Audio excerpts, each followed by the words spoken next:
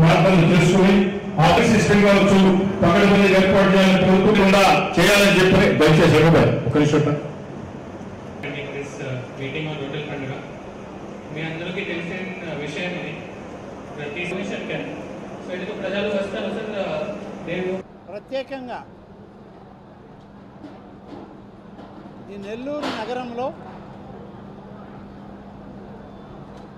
శ్రీ పొంగూరు నారాయణ గారు మంత్రి గారి ఆధ్వర్యంలో నెల్లూరు శాసనసభ్యులు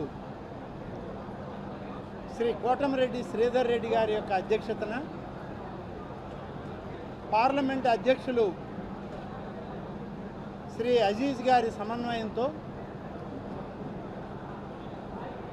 దర్గా కమిటీ ఈద్గా కమిటీ సభ్యులతోటి జిల్లా అన్ని శాఖల అధికారులతోటి మంత్రి నారాయణ గారి ఆలోచనతో మేమందరం సమీక్షించడం జరిగింది. ముఖ్యంగా బారాషాహి దర్గా దగ్గర జరిగే రొట్టెల పండుగ అనేటువంటిది ప్రపంచవ్యాప్తంగా ఉన్నటువంటి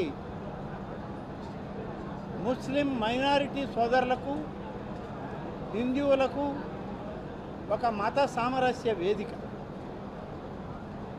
మత సామరస్యం అనేటువంటిది స్పష్టంగా కనబడేటువంటి ప్రాంతం ఈ యొక్క రొట్టెల పండుగ జరిగేటువంటి ఈ ప్రాంతం. ఈ ప్రాంతంలో జరిగేటువంటి ఈ రొట్టెల పండుగ ఏర్పాట్ల గురించి అధికార యంత్రాంగంతో సమీక్షించడం జరిగింది. అన్ని ఏర్పాట్లు కూడా పకడ్బందీగా ఉండాలని, అన్ని ఏర్పాట్లు కూడా లక్షలాదిగా వచ్చేటువంటి భక్తులకి ఉపయోగకరంగా ఉండాలి అనేటువంటి దానిలో అందరం సూచనలు ఇచ్చాం, సలహాలు ఇచ్చాము.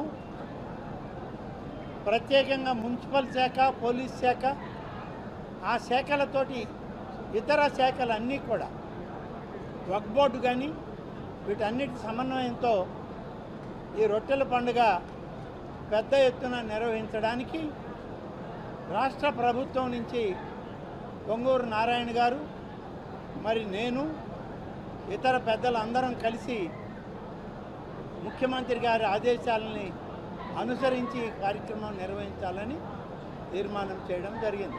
దాంతో 2014లో ఆ రోజు వచ్చిన భక్తుల సంఖ్య 4 లక్షలు ఎస్టిమేట్ చేశారు అధికారులు. 2019కి 20 లక్షలని అధికారులు ఎస్టిమేట్ చేశారు. అంటే 4 లక్షల భక్తులు 20 లక్షల 5 సంవత్సరాలు అయ్యారంటే కారణం ఏంటంటే ఏర్పాటు చేసిన ఏర్పాటు. ఎందుకంటే ఇది చాలా పవిత్రమైన స్థలం. రామనారాయణ గారు చాలా క్లారిటీగా చెప్పారు. నాకు తెలిసి 415 సంవత్సరాలు పైన చరిత్రన బారాషాహి దర్గా. ఇది కుల మతాలకు అతీతంగా అందరూ కలిసి చేసుకునే ఈ రొట్టెల పండుగ. దీని మీద ఎంతో నమ్మకం ఉంది. వాళ్ళు అనుకున్న కోరికలు నెరవేరుతారని ఉద్దేశిస్తారు. ఎందుకంటే భక్తుల సంఖ్య పెరుగుతుందంటే వాళ్ళ కోరికలు నెరవేరుతున్నట్టు నమ్మకం పెరుగుతుంది. అందుకనే చేయాలని అలా చేయడం. నేను ఒకసారి ముఖ్యమంత్రి గారు కూడా తీసుకొచ్చాను. ఒకసారి ఒక 20 కోట్ల యాక్చువల్గా ముఖ్యమంత్రి గారి మీద శాంక్షన్ కూడా చేశారు.